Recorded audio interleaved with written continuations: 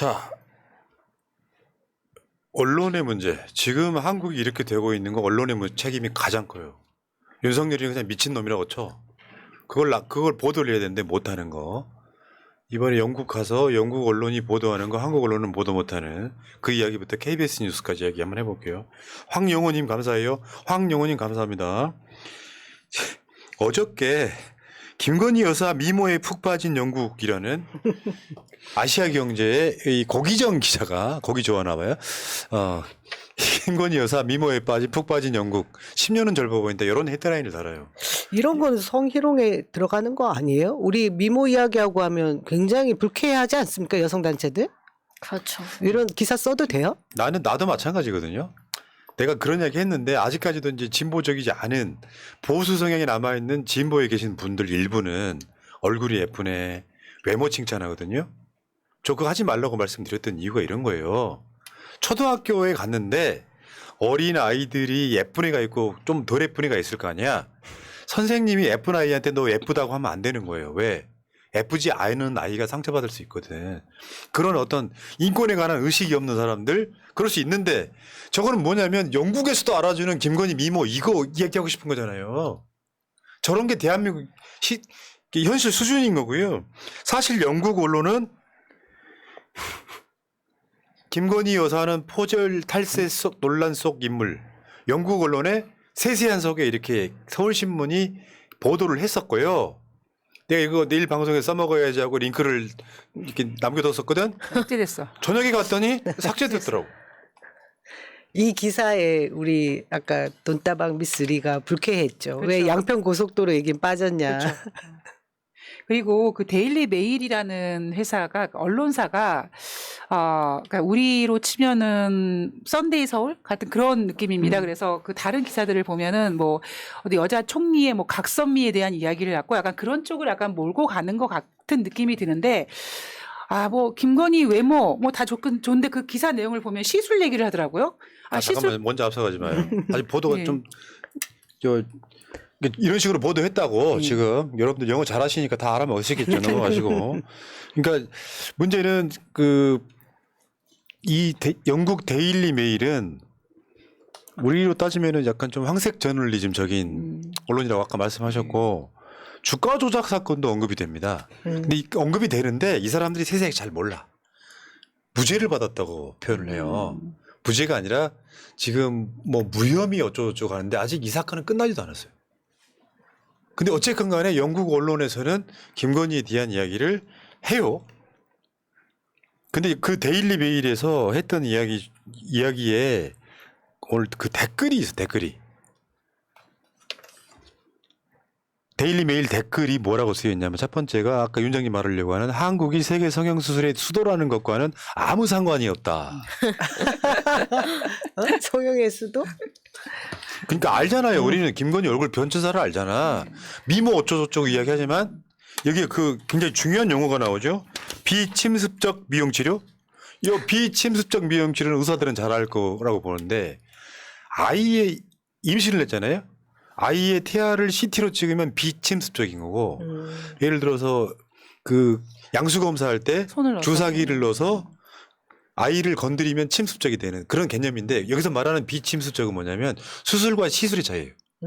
얼굴을 수술을 하면 침습적이고 비침습적인 거는 시술이에요.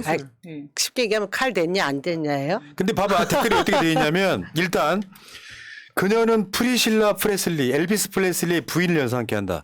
이건 뭐냐면 엘비스 프레슬리 부인이 성형 중독 그런 캐릭터 얼굴이 하얗고 부자연스럽거든요. 그 다음에 여기서 핵심이에요. 그녀의 얼굴은 뒤로 달라붙었다. 저 분명한 페이스 리프트를 보라. 왜냐하면 그게 안면 거상술이네 뭐냐 얼굴 땡긴 거를 이야기하고 있는 거예요. 그 다음에 댓글 농담 하나 페이스 리프트 자국은 또렷하다. 성형외과 의사가 화낸 것처럼 보인다. 그 다음 그녀는 눈꺼풀 수술도 받은 것 같다. 그러니까 댓글이 그렇게 달렸고 데일리 메일은 정확하게 알지는 못했지만 이런 논란들을 다뤘단 말이에요.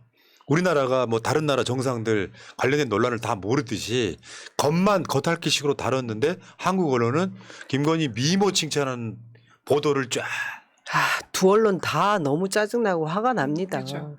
이게 그 인권에 대한 의식은 정말 성인지 감수성이라고는 찾아볼 수 없고요. 뭐 영국은 또 뭐 황색 저널이라고 해서 저희가 또 봐줄 수도 없는 게 대한민국 그래도 지금 대포 뭐 영업사원 1호 부인으로 간 사람 아닙니까? 거기 34조 원이나 뿌리고 왔는데 어떻게 이런 기사를 씁니까? 정말 솔직하게 제대로 쓴 것 같지만 불쾌하고요.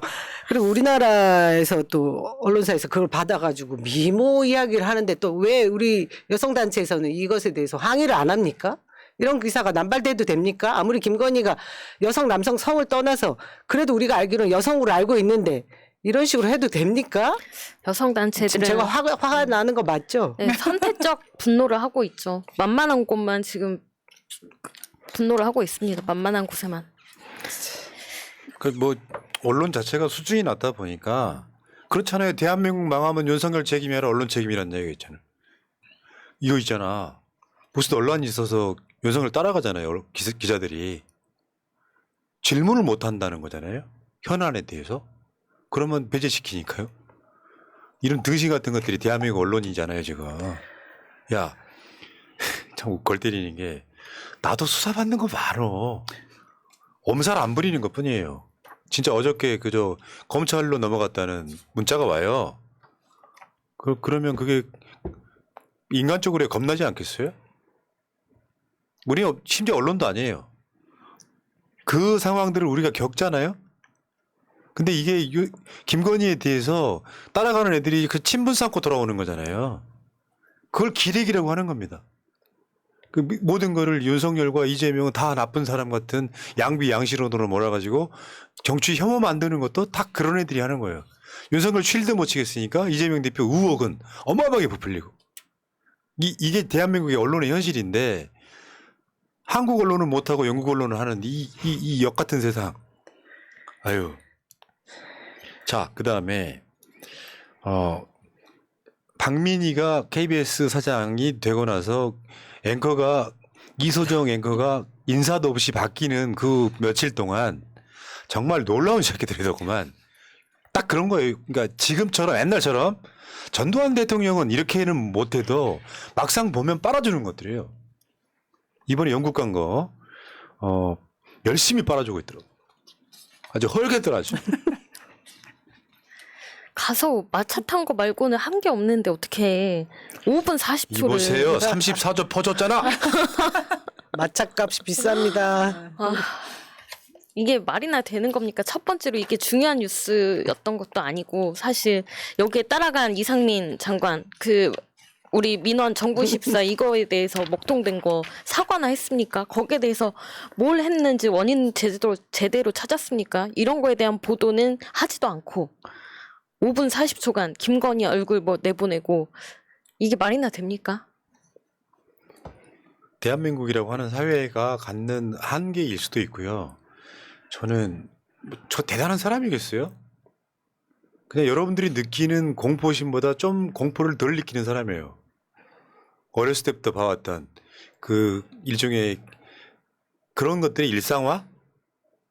그렇다 보니까 좀 가짜나 보이긴 하는데 이런 거 있잖아. 박민희가 KBS 언론이 기울어졌다라고 사장에 취임한 거 아니에요. 그래서 오자마자 득달같이 그간의 보도는 잘못됐다고 대국민 사과를 했잖아요. 그러면 믿지도 않았지만 KBS가 뭔가 공정하려고 노력해야 되잖아요. 내가 저번에 몇 주 전에 제가 열받았던 거 여러분들 기억하시는지 모르겠는데 윤석열이 국회 나와서 예산안 갖고 시정연설했죠. 그러니까 거기 카운터 파트너인 이재명 대표가 그 다음날 기자회견을 합니다.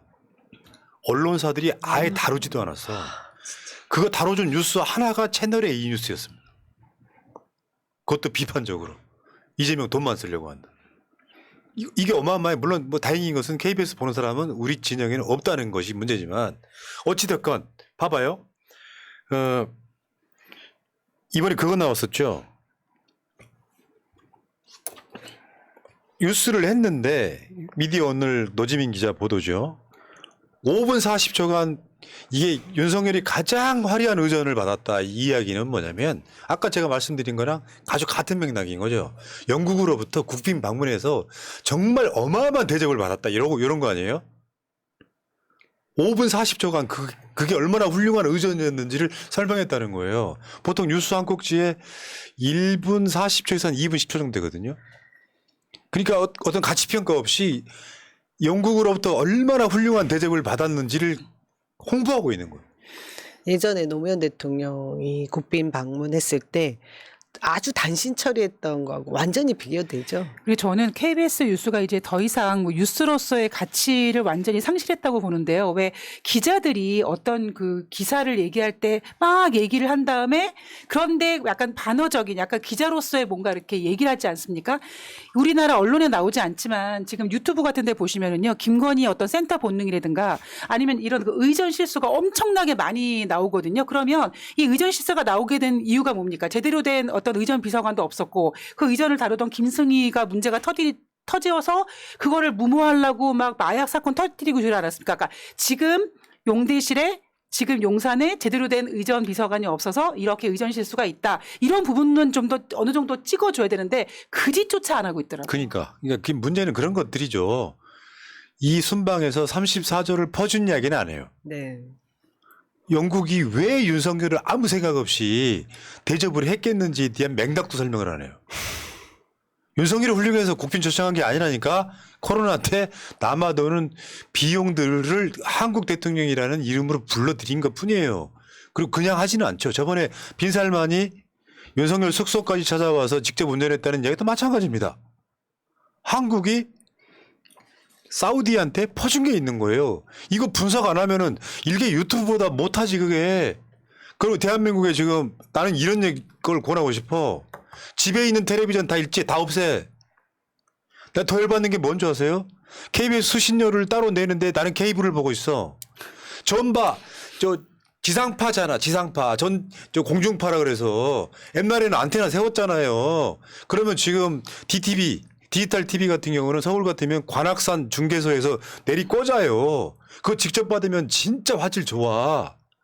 그런데 아파트나 빌딩 숲이 있다 보니까 안 돼요. 그래서 케이블 TV나 저 이런 그 IPTV를 본단 말이죠. 근데 나는 사용료를 두 군데 내는 거야. KBS 사용료하고 케이블 TV 사용료를 똑같이 내는 거야. 나는 이거 거부 운동해야 된다고 봐. 이 미친놈들이 이 공영방송이라고 하는 거는 국민 세금으로 사실상 운영되고 수신료가 세금이잖아요. 그러니까 또 KBS는 또 광고까지 해. ETV는. 내지 말아야 돼. 이런 짓거리 하면은.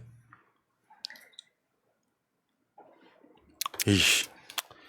자, 그나마 채널 A나 TV조선도 안 하는 짓거리를 KBS가 한 거예요. 그 6분 가까이.